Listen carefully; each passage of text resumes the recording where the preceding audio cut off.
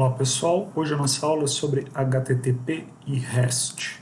Então, hoje a gente vai aprender um protocolo muito importante da internet, né? O principal protocolo para nós desenvolvedores de aplicação na web, chamado HTTP. E a gente vai entender também uma maneira muito específica de utilizar o HTTP, que é chamada de REST, que é uma convenção criada para facilitar a utilização do protocolo HTTP como um método de conversa entre front-ends e back-ends de aplicação. Tá? Então, para isso, eu criei uma aplicação aqui de exemplo, né? Então, eu estou aqui com o console do desenvolvedor aberto. Eu tentei deixar a aplicação estreitinha aqui para que a gente pudesse visualizar bem as duas coisas, tá? Não liguem para o visual bem simples da aplicação, vamos tentar focar aqui na funcionalidade, tá?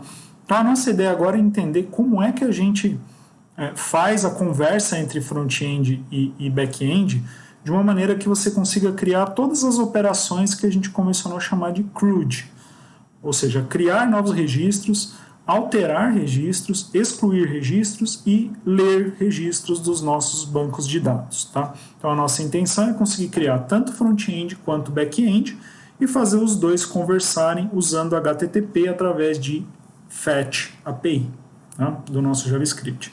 Então, a gente já conhece alguma coisa de FET API, a gente já usou ela bastante para fazer a busca, né, de informação. Você busca uma informação, traz ela para a tela e a exibe. Porém, né, para fazer uma aplicação desse tipo aqui, a gente vai precisar usar muito mais, tanto do FET quanto do HTTP. Né? Então, vamos fazer essa aplicação aqui de trás para frente. Né? A aplicação está pronta, eu vou mostrar para vocês o que a gente quer fazer e depois a gente vai construindo ela aos poucos, para que não fique algo muito vago para vocês ao iniciar. Né? Então, vejam, eu estou aqui no URL inicial da minha aplicação. A aplicação ela está aqui no Visual Studio Code, uma aplicação .NET, ok? Ela está rodando, tá? E eu acessei ela aqui do meu navegador. Essa aqui é a home page dela, ok? A página inicial. Então, é uma aplicação para exibir listas de tops, ok? Então, qualquer tipo de lista de top. Então, por exemplo, aqui eu deixei duas listas cadastradas, top pratos japoneses e top linguagens de programação. Okay? E aí a gente vai analisar um pouquinho como é que essa aplicação funciona. Ela tem um CRUD completo, então ela tem todas as operações aqui e a gente vai visualizando aos poucos aqui para entender. Eu abri as ferramentas de desenvolvedor aqui do Chrome, ok? E vocês podem visualizar aqui. E coloquei na aba Network, na aba de redes, tá? Então, é nessa aba aqui que a gente vai trabalhar na aula de hoje. Normalmente a gente trabalha aqui no console, né? E aqui no Elements. Hoje a gente vai trabalhar aqui na área de Network, porque a gente quer entender como é que funciona a comunicação, tá? Então, a primeira coisa que eu vou fazer aqui é recarregar essa página como se ela fosse executada a primeira vez. Tá? Como se ela fosse carregada a primeira vez.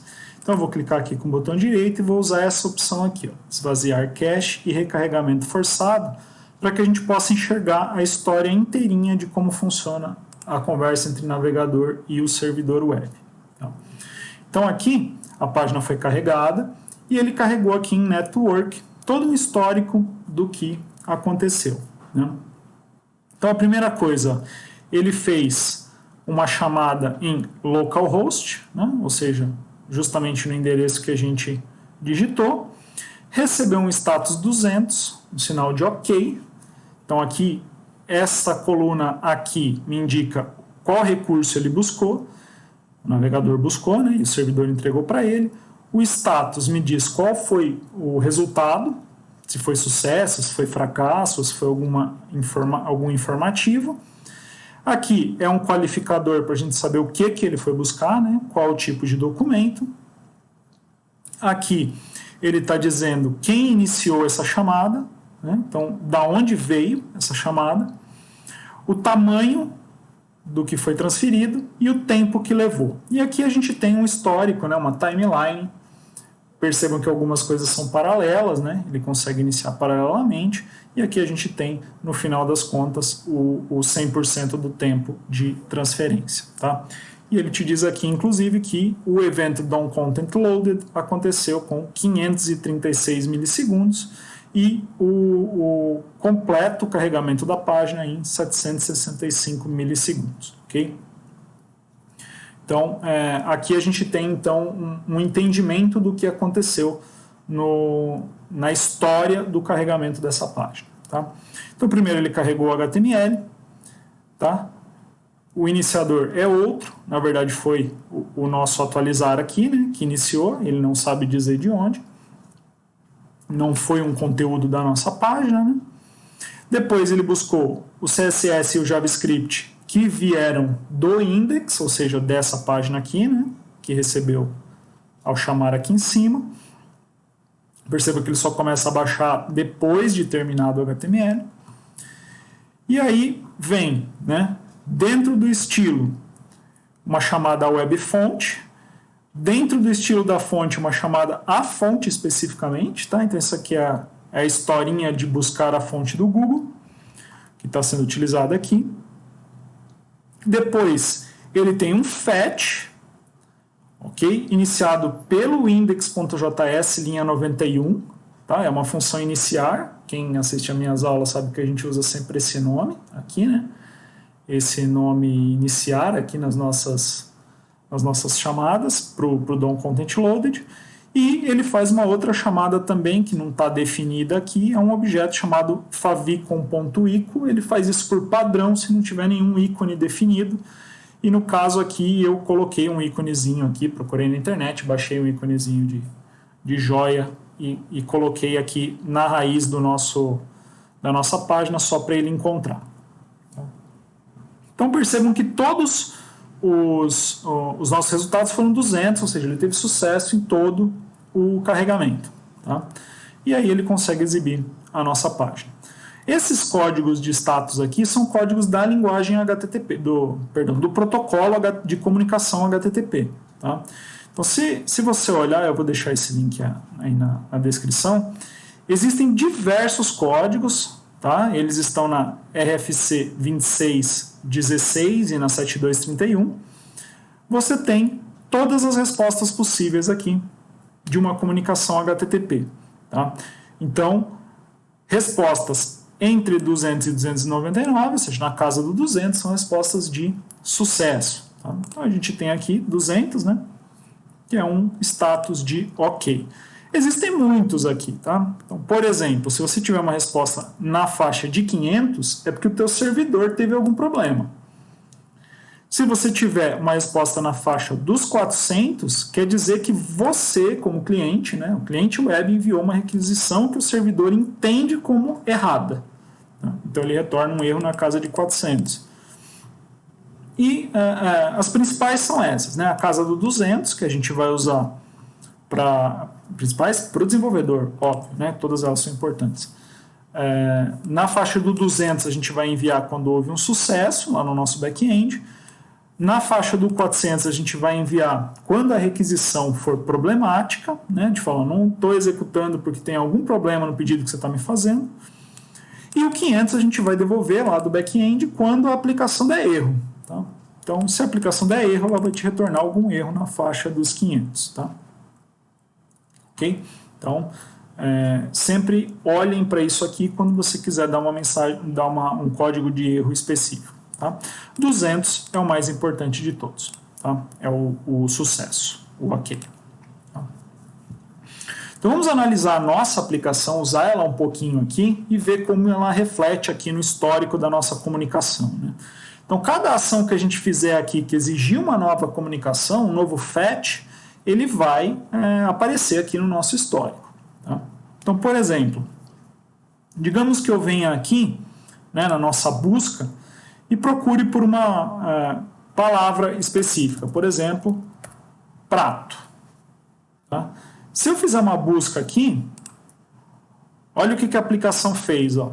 Ela filtrou somente para este top que tinha a palavra prato. Mas como é que ela fez isso, né? Ela não fez aqui no cliente, ela fez no servidor.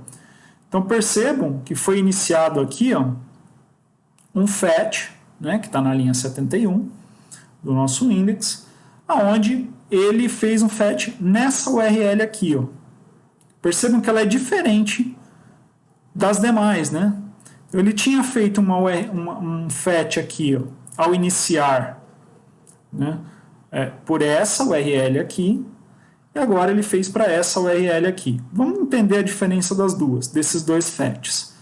Quando a página carregou, a minha lista veio completa. Para obter a lista completa, ele chamou, vou clicar aqui para pegar os detalhes, /API /tops. Então esse aqui é o URL para trazer todos os tops da minha lista. Percebam que ele usou um método chamado get e um código chamado 200 de status de retorno. Okay? Então o retorno foi 200. Essa requisição ela tinha cabeçalhos aqui no request, né, na requisição, e tinha também aqui na resposta. São coisas, informações internas, né, que o navegador usa e que você pode usar na sua aplicação também, tá? Mas que a gente não precisa em todas as situações. Em algumas a gente usa, em outras não. Mas o URL, método e o código de resposta a gente sempre vai usar em todas as requisições. E eu consigo ver a resposta aqui, né, em response. Então ele chamou, né, da primeira vez todos os tops e a resposta foi um JSON com todos os nossos tops. Assim fica ruim de ler. Se você vier aqui em Preview, ele te mostra uma visualização mais amigável para o desenvolvedor. Tá? E aí ele tem um objeto JSON com o formato que a gente processa depois e consegue trabalhar aqui na nossa aplicação. Tá? Se você vier aqui em Initiator, você consegue ver exatamente qual foi a função, em que momento que foi chamado essa funcionalidade. E quando a gente chamou aqui, né, a nossa busca, a gente fez uma chamada ao mesmo URL, ok? Mas a gente passou esse final aqui, ó, né, separado por um ponto de interrogação e variável igual a valor. Tá? Quando a gente faz isso aqui, esse valor é passado como parâmetro para este recurso, né, no back-end. A gente usou o método get aqui também e recebeu um 200. Percebam que o navegador já mostra para a gente aqui isso como um parâmetro de query string. Okay? Ele chama isso de query string, string de consulta, né? Isso aqui. E ele já separa para a gente aqui que a gente procurou com o título sendo prato. Né? A resposta foi um JSON. Se você olhar aqui, agora sim um JSON menor, né? Só contendo os resultados que nos chamavam. Percebam que quem iniciou foi outro momento, né? Um momento chamado buscar aqui. Tá?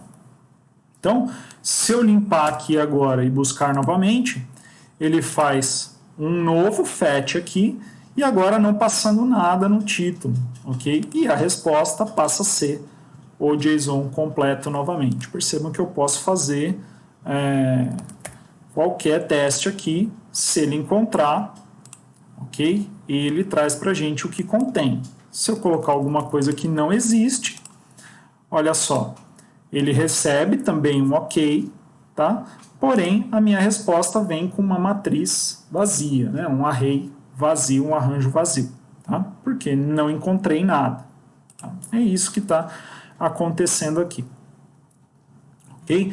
Então eu tenho a URL /API /tops, eu tenho a possibilidade de digitar um título, né, uma informação de título, e a aplicação ela tem que ler esse valor aqui e me retornar o filtro de acordo com o que foi exibido aqui. E o front-end, o que ele tem que fazer? Ele tem que buscar o que foi digitado, né, pegar o que foi digitado aqui e fazer um fetch para o URL adequado aqui. o que retornou ele tem que exibir aqui na nossa página, né? Então, para fazer isso aqui, eu preciso ter um back-end que faça duas coisas, né? Ou eu não passo parâmetro nenhum e ele me mostra todos os registros, ou eu passo um parâmetro e ele me traz os registros que contém aquele parâmetro, ok? A gente diz que este URL aqui, né, /API, /tops, ele é um endpoint, ok? Ele vai ser um método lá na minha controller que vai retornar, né, vai ler o parâmetro de entrada, no caso esse título aqui, que é opcional, né, porque aqui ele não tem e aqui ele está vazio, e vai nos retornar, então, um conjunto de dados, né, JSON, uma lista JSON de objetos desse tipo que o nosso back-end, ao receber, vai pintar aqui neste local da tela, ok? Bacana. Então, a gente tem aqui uma função que usa o método get, que é uma função de read, né, de leitura. Então, a gente tem uma leitura com possibilidade de filtro. A gente tem duas chamadas diferentes aqui, quando inicia uma chamada completa e quando busca uma chamada filtrada. Okay? Então, essa é a primeira coisa que a gente vê aqui em relação à nossa API. Tá? Esse formato, né, que a gente está utilizando, a gente chama de REST, e para essa convenção chamada REST, sempre quando a gente for trazer informação do banco, né, seja filtrada ou não, a gente vai usar o verbo get, ok? O método get na nossa requisição. Então essa é uma convenção, a gente sempre vai pedir passando o método get.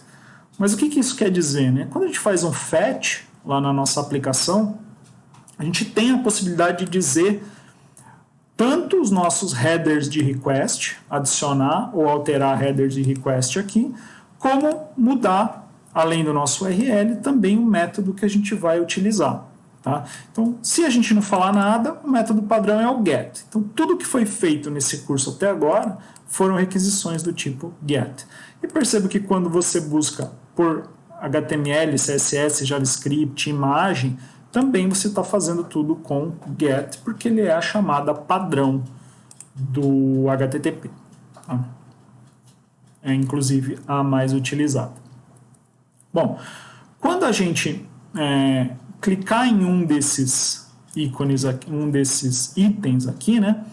O que a gente quer que faça? Eu quero ver os detalhes desse item. Então, quando eu clicar aqui, percebam pelo URL dele aqui, né?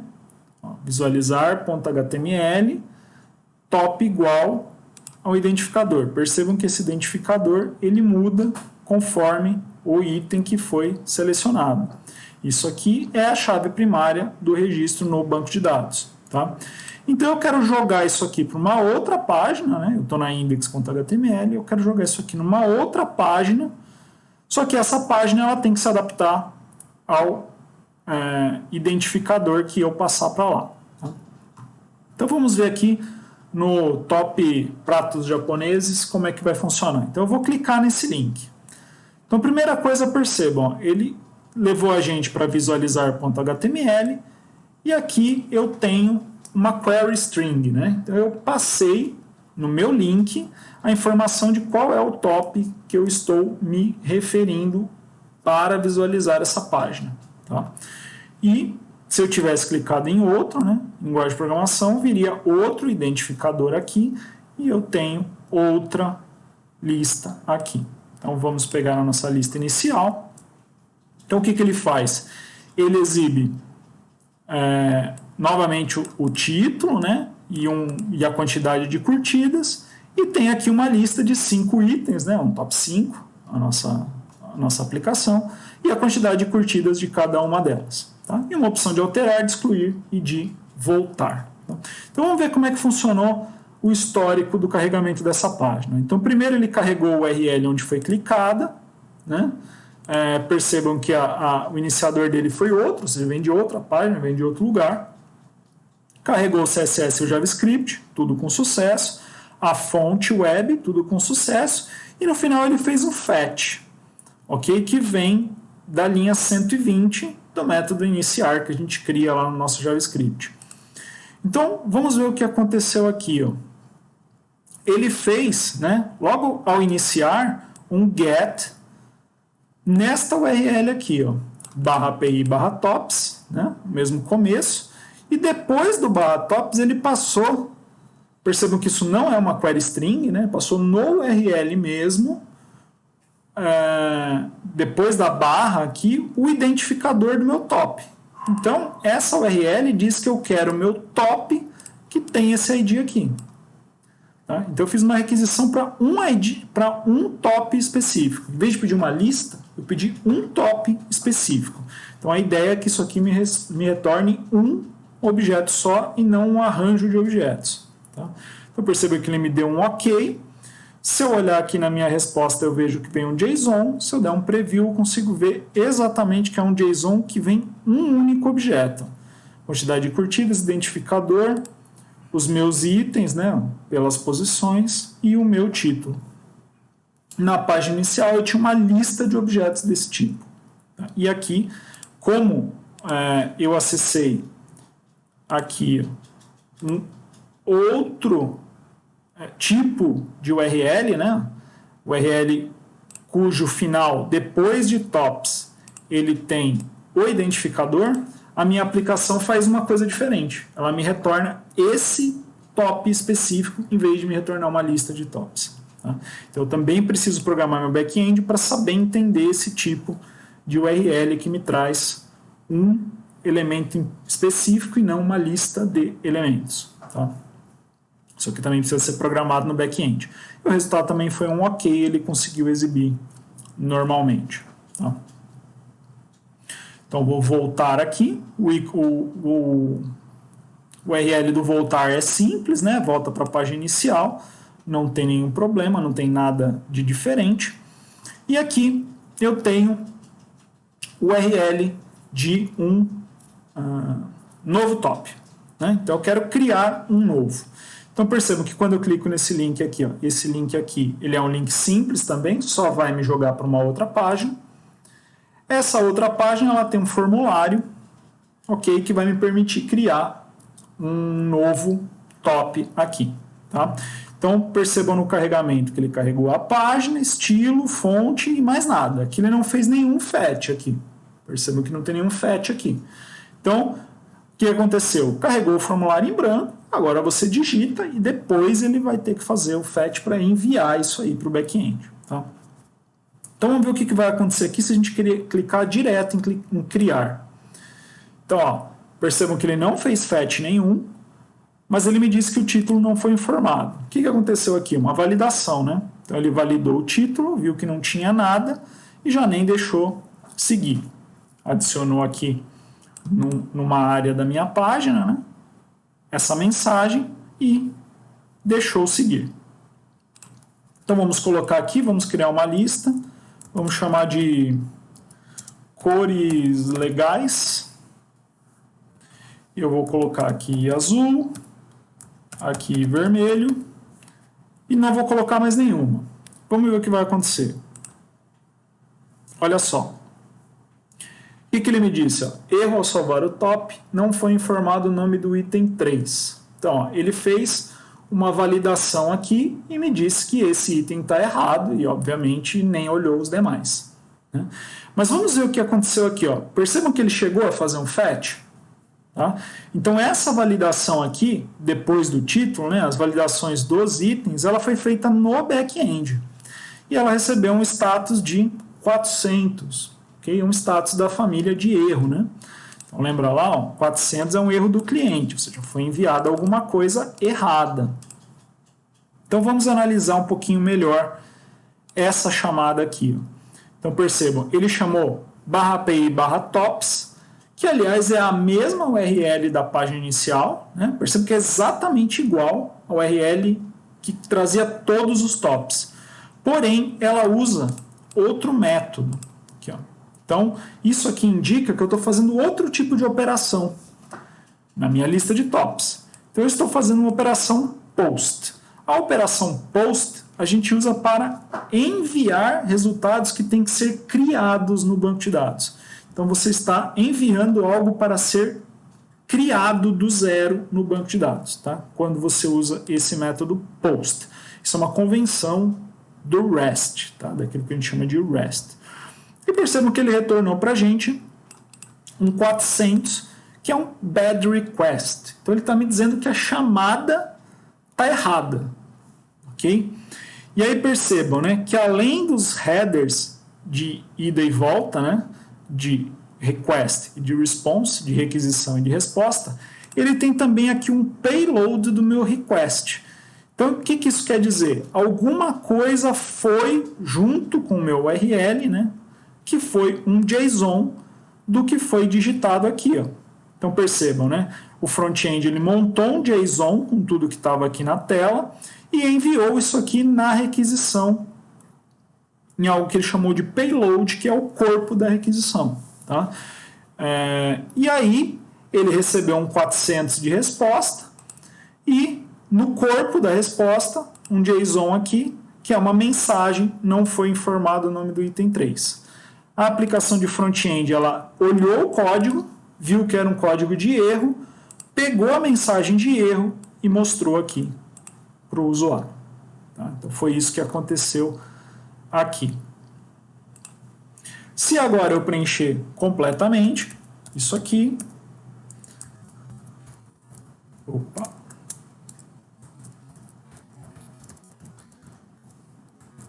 mais difícil é digitar corretamente.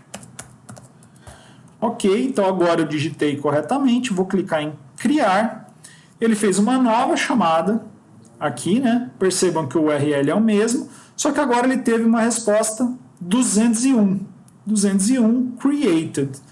Então isso quer dizer que ele criou, tá? Essa é a convenção de resultado que tem que ser devolvido quando um recurso for criado no banco de dados, tá? Percebam que foi um fetch, né? Tudo normal. E aí ele exibiu aqui pra gente que isso foi salvo com sucesso. Vamos analisar como é que foi essa requisição aqui, ó. Então ele chamou novamente aquele URL com post, enviou os dados, e agora os dados estavam todos ok, né? Tanto que ele recebeu, percebam que está verdinho aqui, né? Família 200, tudo que é família 200 é sucesso, ok? E ele retornou um created, ok? E na resposta ele mandou para a gente exatamente o recurso que foi criado. Então, além de criar, ele retornou o que foi criado se a gente precisasse de alguma informação que foi definida no servidor, como, por exemplo, o ID. Né? É definido lá no servidor, não foi enviado. Percebam aqui que na hora de enviar, né, não foi aqui, ó, foi só o título e os nomes dos itens.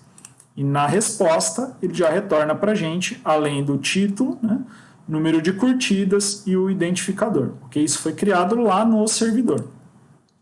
Tá? E uma outra coisa importante, quando um recurso é criado, ele coloca aqui nos cabeçalhos esta informação aqui chamada location. Isso aqui é o URL do recurso que foi criado. Então percebam que agora eu posso chamar ele via esse ID aqui. Ó. Então se eu pegar essa mesma URL aqui e fizer um fetch com get, eu consigo obter o recurso como se eu estivesse fazendo a consulta. Então isso aqui é uma maneira de você ter o URL do que foi devolvido, sem ter que ficar lendo a resposta e identificando como acessá-la. Né? Então, isso aqui é uma convenção do REST também, sempre quando você conseguir, for um sucesso na criação de um registro, você vai retornar 201, vai retornar o location, aqui o URL do recurso, se ele tiver, e na resposta, no corpo da resposta, você vai retornar o objeto que foi criado. Isso aqui é convenção do REST. Tá? E o que a tela fez aqui com esse resultado? Ele pegou esse identificador aqui e montou um URL para aquela página de visualização. Então eu consigo aqui, né, dentro da mensagem, nesse link, clicar aqui e ir para a página de visualização, que a gente já viu, agora com o topic que foi criado. Tá? E o identificador que veio do back-end. E agora eu consigo ver exatamente esse cara aqui. Tá? Então, esse é o processo para a gente fazer uma inclusão. Tá? Outra coisa que a gente vai ver aqui é o caso da alteração. Tá? Então percebam que a URL de alteração ela também recebe um identificador, né, na query string, aqui em cima, né, porque eu já quero chegar numa página de alteração específica. Então vamos clicar nela. Então percebam que agora eu não vim em novo, eu vim em alterar e recebi aqui o identificador do top. Aqui. Então, na sequência, o que ele faz? Ele vai, ao final, fazer um fetch. Tá? Então, percebam que ele vai montar a URL baseada no top que está aqui, fazer o get, e ele recebeu um 200 OK. Com esse 200 OK, a aplicação de front-end preencheu os campos, que lá no novo vinham vazios. E aqui eles já vêm preenchidos após o fetch, obviamente. Né? Assim que o fetch teve sucesso, ele pegou esses dados aqui e preencheu os campos. E aí ele abre um botão de salvar. Se eu tirar uma informação aqui e tentar salvar, nós vamos ter de novo aquela situação, né, do bad request, ou seja, foi enviado um conjunto de dados que não é correto. Percebam que ele foi aqui no payload igualzinho no cadastro, né? Só que ele usou aqui um método diferente, o método put.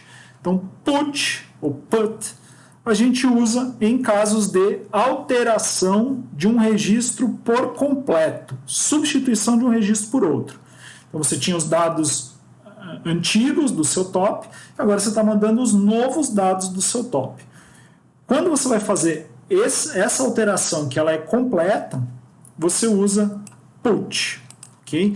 E o URL que você manda é o mesmo URL de obtenção do recurso. Né? Então você tem o mesmo URL do get, né? Percebam que é o mesmo URL que ele usou no get aqui para receber os dados, ele usa no put para o servidor receber aqui para o front-end enviar e o servidor receber os novos dados. Né? E o servidor te retornou um 400, né? Ele falou, não vou receber isso aqui porque tem problema nos dados. E se a gente olhar lá na resposta, ele vai te dar uma mensagem que é justamente a mensagem que o front-end printou aqui na tela. Okay? Óbvio que se a gente fizer uma alteração aqui, né? Então vamos mudar aqui para azul marinho e vou mudar aqui para verde bandeira. E vou mudar aqui de cores legais para cores maneiras. E vou salvar. Então agora ele deu a mensagem que foi salvo com sucesso. E o nosso último fetch agora foi um put, foi com esse novo conjunto de dados, e ele recebeu um 200 OK. Então com esse 200 OK a aplicação sabe, o front-end, né, sabe que deu tudo certo. E também volta para ele um novo objeto completo com os dados. Tá? Então, quando a gente faz essa alteração, você manda um conjunto completo de dados, ele altera e te retorna os dados que voltaram com o objeto novo, né? Como ficou o objeto novo. Okay? Eu não preciso criar um link aqui, porque eu posso só voltar. Né? O link de voltar ele já tem o URL do top onde eu estava aqui, né? E ele pode ser montado independente do salvamento. Então, se eu voltar aqui, ele vai novamente para a página de visualizar e agora eu já consigo visualizar com os dados alterados. Ele faz um fetch novamente, né? Que está programado aqui na página de visualizar, e tudo ocorre do jeito que a gente gostaria. Tá? A próxima ação que a gente precisa ver é a ação de exclusão. Tá? Como é que funciona a ação de exclusão? Percebam que aqui já foi montado um URL, aqui, o exclusão, se você olhar aqui na marcação dele, você vai ver que ele não tem URL, ok? Não tem nenhum URL apontando para ele. Isso aqui ele vai pegar o evento de clique, vai fazer o prevent default, ou seja, ele não vai excluir, não vai rodar o URL do link aqui, que o navegador pôs por padrão. E aqui, nesse cara aqui, se vocês olharem, ele tem um evento de clique, ok, que vai te levar para um cara chamado deletar, né? Então, quando a gente clicar em excluir aqui, eu vou clicar agora, olhem o que vai acontecer.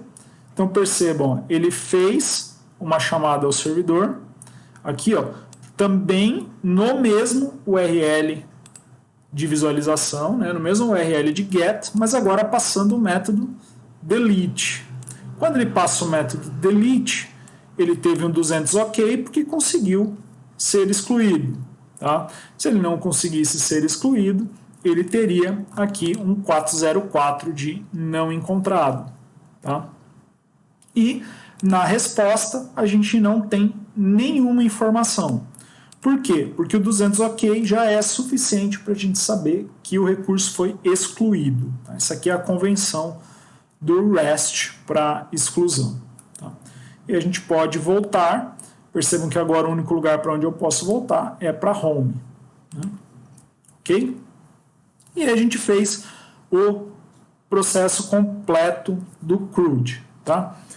O que faltou aqui? Nessa aplicação, ela também tem a opção de você curtir os tops e de você curtir os itens dos tops. Tá? Essa função aqui, ela vai alterar a quantidade de curtidas lá no meu recurso, no meu servidor, porém, ela vai alterar parte da informação. Ela vai fazer uma correção na informação, que é uma correção no número de curtidas. Tá? Então, isso usa uma técnica diferente daquela técnica que a gente usa aqui quando a gente vem em alterar, porque aqui eu estava mudando o conjunto completo. E aqui eu vou mudar uma única informação, vou corrigir uma única informação do meu registro. Quando a gente faz esse tipo de correção, né, essa mudança de parte do meu registro, a gente não usa o verbo put. Isso, o verbo put da alteração. A gente usa um outro verbo. Então vamos ver como é que fica aqui. Ó. Vou clicar em um desses caras aqui. Ó.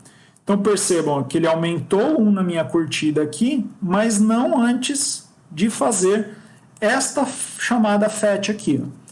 Então o que ele fez? Ele pegou o URL do recurso e depois da URL do recurso ele colocou barra curtir.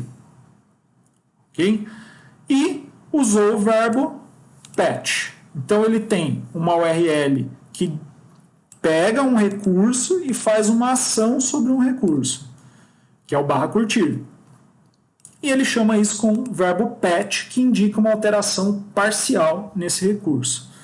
O resultado foi um 200 ok, e na resposta veio a quantidade atual de curtidas. Tá? Essa quantidade atual de curtidas, o front-end joga de volta aqui para o número, para o local onde estava o número, e você tem a contagem atualizada. Tá? Eu percebo que se eu fizer aqui, novamente, ele chama, né? Percebam que a única diferença das duas chamadas é qual o identificador que foi curtido. Okay? Que são identificadores diferentes. Tá? E se eu chamar, percebam aqui, ó, tops, identificador, curtir. Se eu vier aqui dentro e quiser curtir uma posição específica, né, percebam que a minha chamada vai ser levemente diferente. Ela vai ser tops, o identificador do top, e aí, dentro da lista de itens, o número 3. E só depois o curtir. Então, percebeu, eu monto uma URL aqui, né, isso é a gente que define como desenvolvedor, uma URL, e falo que quando eu receber essa URL nesse verbo específico, eu vou fazer determinada ação. Tá? E aí, no caso, mesma coisa, né, 200 ok, e ele te retorna a quantidade de curtidas novamente para que a tela possa atualizar. Então, a tela atualiza depois com esse número aqui. Tá? Ok? E aí vocês podem ver que ela faz quantas vezes for necessário. Percebam que essa aplicação específica não deixa que o usuário curta mais de uma vez. Você pode fazer isso normalmente no back-end, se o usuário for identificado, né? Como aqui a gente não tem nenhuma maneira do usuário fazer login e senha, a gente pode fazer isso no back-end. No caso aqui foi feito usando um armazenamento dentro do navegador. Então, se você vier aqui na aba Applications, você vai ver aqui em Storage a opção Local Storage, que é onde a gente pode salvar variáveis que vão ficar valendo para esse URL. E aí o que foi feito? Foram salvos conjuntos de chave e valor dizendo, ó, esse cara aqui já foi curtido. Então, eu criei um identificador aqui chamado Top5, que é o nome da nossa aplicação, ponto curtidas, que é um registro de quais curtidas foram executadas, e eu coloco ID e o ID do top, ou ponto posição, ponto o número no final. Isso aqui é totalmente definido pelo desenvolvedor, você define do jeito que você quiser, eu criei esse padrão, você pode criar o padrão que você quiser. E eu criei uma lógica aqui que se esse valor já existia, ele não deixa curtir novamente. Então, por exemplo, aqui a posição 2 não tinha, quando eu curto aqui, ele grava essa informação. E aí, quando eu tento clicar novamente, ele vê que já existe e não deixa funcionar novamente. Se eu limpar isso aqui, obviamente eu consigo curtir todas as opções novamente. Isso aqui não é algo que seja seguro, é algo só interessante para a gente usar aqui, já que a gente não está guardando qual é o usuário que curtiu lá no nosso servidor. É uma maneira simples de reduzir um pouquinho a quantidade de curtidas em situações normais, né? Então a gente viu aqui, então vamos lá novamente, o C do create é aqui no novo, o R é o read, é o que a gente faz aqui tanto na busca quanto na listagem, o update é o que a gente faz aqui na alteração, e o delete é o que a gente faz aqui na exclusão. Percebam que tudo isso aqui ele está dentro da nossa aplicação e salvando no nosso banco de dados. Se a gente olhar aqui a lista de tops, a gente vai ver que ela tem exatamente as nossas informações, e também a lista de itens, ela tem exatamente as nossas informações. Qual que é o próximo passo agora? A gente começar a ver como essa aplicação foi desenvolvida, né? A gente agora já entende que as chamadas HTTP, elas têm verbos específicos para serem executadas e elas têm os seus status.